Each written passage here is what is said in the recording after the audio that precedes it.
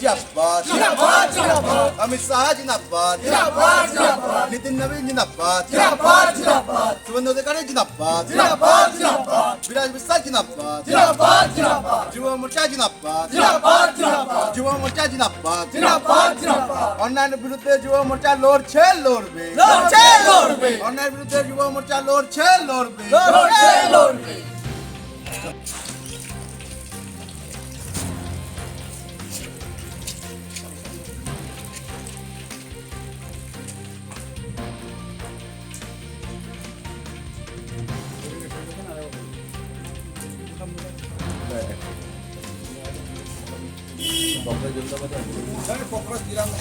আপনারা আজ সমস্ত যুব মোর্চা মিলে ডালকা থানায় কি বিষয়ে হাজির হয়েছেন?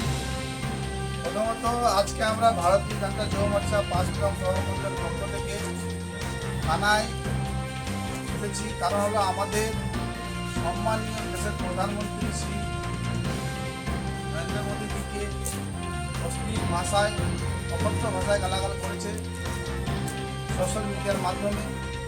আমরা সেই জন্য এসেছি এখানে।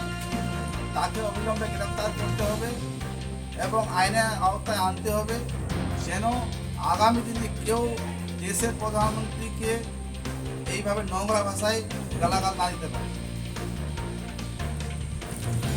সম্প্রতি দেশের বিভিন্ন জায়গায় দেখতে পাচ্ছি ককরোচ জনতা পার্টি এক পার্টি মিলে প্রোটেস্ট চলছে।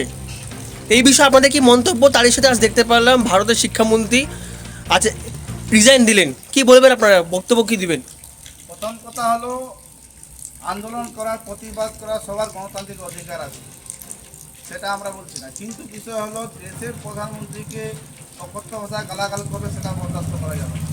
সেই জন্য যুব মোর্চা আজকে থানা এসেছি তার বিরুদ্ধে অভিযোগ দায়ের করতে এবং তাকে অবিলম্বে আইনের আওতায় আনতে হবে, গ্রেপ্তার করতে হবে, এটা আমাদের দাবি।